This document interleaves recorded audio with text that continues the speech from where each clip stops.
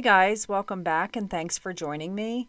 I'm your host Sherry and you're listening to From the Dark Side. Today we're talking about a young man who was just 20 years old. He disappeared from a job site back in 2002 and his mother has been waiting for answers all these years later and still doesn't know what happened to him that day. I gotta tell you, I struggled to find sources and research material on this one. There's so little info out there. I was scraping the bottom of the barrel looking for old articles, and there was hardly anything. I even had to use Reddit and web sleuths, which I hate doing. This case is boggling to me because this is the third black man I've covered that has disappeared from a job site. There are currently 405 missing person cases from the state of Georgia, and this is just one of them. I apologize that the length of this one is so short, but I could only get so much info to go on. My very limited sources are listed in the description area. This is episode 109, The Case of Christopher Thompkins. Let's go back for a moment to 2002 when this story took place. The U.S. was still reeling from the September 11, 2001 attacks. An asteroid the size of a football field missed the Earth by only 75,000 miles. The average person spent 46 minutes online every day. The Lord of the Rings, The Two Towers was the most popular film. American Idol premiered on Fox and Kelly Clarkson was the winner of the first season. The most popular TV shows were CSI, Friends, and Joe Millionaire. And lastly, the average price of a new car was $22,000. Christopher Carlton Thompkins was born December 28, 1981. He was born the same year as me, which makes me sad. Chris was just 20 years old at the time of this story, so he's barely an adult. He lived with his mother in Ellerslie, Georgia. I don't know his mother's name. One article said her name was Ann McKenzie. The other said it was Martha McKenzie, so I'll call her Miss McKenzie. I don't believe he had any brothers or sisters. I also don't know if his father was in his life. All I can find are that he had a mom and an aunt. Chris had recently dedicated his life to Christ. He was a new Christian, which really pleased his mother. Not much is known about Chris that is public information. This was before social media, so there's very little available about his life. I even tried to locate his mom on social media so I could ask her these questions myself, but I didn't have any luck. Chris's mom told WTVM he was real friendly and got along with everybody. Everybody loved Chris, and he wouldn't go anywhere without anyone not knowing where he is. Chris got a job working as a lineman at a survey company. This is a really good job with plenty of room for growth, which is great for Chris as he's only 20 years old. Chris's boss was well known to his family since Chris's mother babysat his children. Chris liked his job and he was earning good money. It's January 25th, 2002. Chris is part of a four-man crew, and their current project is on a county road in Harris County, Georgia. This road has woods on each side of it, but it isn't a remote area whatsoever. Cars drive down this road all the time. At 8:10 a.m., Chris said goodbye to his mom and got in his car and drove to work. He arrives, but it's a meetup location. He's going to park his car and ride with his crew to the actual job site. Chris and the other three men on the crew are working in a line formation, and they're spaced 50 feet apart. They are between Warm Springs Road and Georgia 85 near County Line Road. The men work all morning and then head to lunch. They return from lunch a little after 1 o'clock p.m. They're back in formation on the road. They are standing 50 feet apart from one another. Chris is at the very end.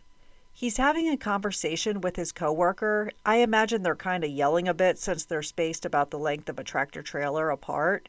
This isn't some close side-by-side conversation. The coworker looked away for a moment, no more than just a few seconds. And when he turned back around, Chris was gone. The coworker thought this was odd, especially since he didn't make a sound, but figured he'd walked into the woods to use the bathroom. The woods were right there next to the road. Now, these are light woods, not some deep forest. You keep walking and you'll end up on Highway 85. On a job like this, you're supposed to tell someone if you need to stop for a moment to use the bathroom or anything like that. You don't just wander off, which is why everyone thought it was strange, especially the guy he was having a full-on conversation with moments earlier. The coworker said he literally disappeared in just a few seconds. As the minutes pass, Chris hasn't returned. The foreman and the other two men on the crew call out for Chris but don't hear anything. They look around but don't see any signs of him anywhere. Chris's mother isn't notified until 4:15 p.m. that her son is missing. The foreman actually called his wife minutes after Chris disappeared to tell her that this 20-year-old kid on his crew was missing, but he didn't call Chris's mom. I talked about a similar situation back when I brought you the Eric Hyder case. He disappeared from the job site, and I mentioned that the likely reason his family wasn't notified within minutes is because they were working remote, and it would involve having to call the office and get his records to find out who his emergency contact is. That's the only reason I can think for why there was a delay in notifying Chris's mom, but it still seems wrong. The men did look around some, but the real searching doesn't begin until Chris's family is notified. His family goes to the Harris County Sheriff's Department and are informed that they can't file a missing persons report until he's been missing for 24 hours since he's an adult. He's barely an adult, but he's still an adult. His family isn't wasting any time, though. They, without any assistance from law enforcement, go back to this road where he was last seen and start searching around themselves. Chris's mother said, "What we found was puzzling and did not make sense in light of what Christopher's coworkers told authorities." We learned that there is a barbed wire fence close to the area, and one of Chris's work boots was sitting on the fence post, just hanging there upside down. They found on the ground near the boot a blue fiber that looked like it came from the jeans he was wearing. They found some of his tools and 12 cents. I think it's important to mention that one source stated that the police found the boot and the other items, another source said it was his family, and another said that Chris's coworkers were the first ones to find the boot. Either way, the boot is found. So Chris likely climbed this barbed wire fence or the items were planted there. Meanwhile, we're still missing the other boot. Why his boot was off in the first place is strange to me. As the hours pass, there's no other signs of Chris. Night has settled in, and his family is feeling saddened and hoping they will be able to locate him the next morning. But days pass, and there's still no sign of him. His coworkers believe he walked off the job site, but Miss Mackenzie says that her son would never do that. She says she lived with him, and there was no indications that anything was wrong. Now, we've heard of people quitting their job and leaving right at that moment. I've seen it happen. But with Chris, he rode with these guys in their truck. His car is back at the shop where it was parked. I feel like if Chris suddenly wanted to quit this job he loved so much and was making good money at, he would wait till the end of the day when he's back at his car and then drive home and say, "I'm not going in tomorrow." The Harris County Sheriff's Department is conducting their own investigation and search, but so far all they have are the work boot, the blue fiber, and 12 cents. 6 months after Chris disappeared, there are still no leads or any new evidence, until one day a clue was found. A property owner of an area off of I-85 called police because he found a shoe on his property. His property was miles from where Chris disappeared. Sure enough, the police arrive, and it's Chris's other work boot. Good on the property owner for calling the police instead of just trashing it. I've seen one shoe laying on the side of the road plenty of times and didn't think twice about it. So we have Chris, who seemingly vanished while having a conversation with a coworker from his job site, which was on a county road in Harris County, Georgia. At a nearby barbed wire fence, one of Chris's work boots was found along with a blue fiber and 12 cents. 6 months later, Chris's other work boot is found on a property that is miles from where he disappeared. We have his 3 coworkers who say, "We don't know what happened. He was standing in formation, having a conversation, and when the other person looked away, Chris disappeared." The police believe that he left to start a new life somewhere, and that's why no trace of him has been found. They believe he walked through the woods, which was a short distance from Highway 85, and someone could have picked him up on the highway. His mom says there's no way her son just vanished. He didn't have a bad life. Things were going well for him, and he had recently turned his life over to God. The Georgia Bureau of Investigation gets involved, and they do a good job with getting his info on their website with other missing persons from Georgia, but their investigation doesn't bring any new info or any clues, which is surprising. His employer said that in the days leading up to Chris's disappearance, he was acting strange. That's all. Maybe he needs to elaborate a little more. Define strange. He's 20 years old. 20-year-olds act strange all the time. We need to know the specifics of strange, which could be super important here. His mother says there's no truth to this. Chris wasn't on drugs, he wasn't having paranoid delusions, and he certainly wasn't acting strange. She lived with him. She knows what he's like every day. I 100% believe his mom. I know that sometimes we don't know how our kids act when we're not around, but if there was something going on in his life to the point that he would disappear fast like that, she would know about it. It has been 22 years since Chris vanished. That's longer than he was around for before he disappeared. What on earth happened here? Spoiler alert, everyone believes that his 3 coworkers had something to do with it, but they have never been charged with anything in connection to his disappearance. I would like to know what Chris and his coworker were having a conversation about before he disappeared. I would also like to know about these boots. I can understand the change being found on the ground along with a blue fiber from his pants, but I don't understand what happened with the boots. Let's say Chris ran off and climbed the fence. He's going to need his boots, and work boots aren't designed to just fall off. How did he lose a shoe? And why was the other one found miles away? If his first boot came loose and fell off when he was climbing the fence, why didn't he go back for it? Picture Chris running down a highway for miles wearing one shoe. The high was 67 degrees that day that he disappeared, so it's not exactly barefoot weather. It also seems difficult to run wearing only one boot. Why was it suddenly discarded on some person's property? I mentioned earlier that this is the 3rd case I've talked about regarding a black man who vanished from a job site and still has not been located. The first one was Terrence Woods, and this case is strikingly similar. Terrence Woods was a 26-year-old who disappeared in 2018 while working as a production assistant for the Discovery Channel. This guy was really good and had won TV awards for his videos. He was at a remote location with a film crew and was working. He told someone on the crew he needed to go over to the woods and use the bathroom. Suddenly, he begins running faster than they've ever seen anyone run before in their lives. He ran into the woods, and no trace of him has ever been found, and it's a really interesting case, and we still don't have any other clues today. The next one was Daniel Robinson, who disappeared in 2021. He was a geologist who worked in the desert in Arizona and was having a conversation with a coworker before walking away, getting in his Jeep, and driving off. His Jeep was later found crashed in the desert, but no sign of Daniel anywhere. He still has not been located. His poor dad, I follow him on social media, and this man has spent every cent he owns trying to locate his son. He even moved across the country so he could live in the area where Daniel disappeared.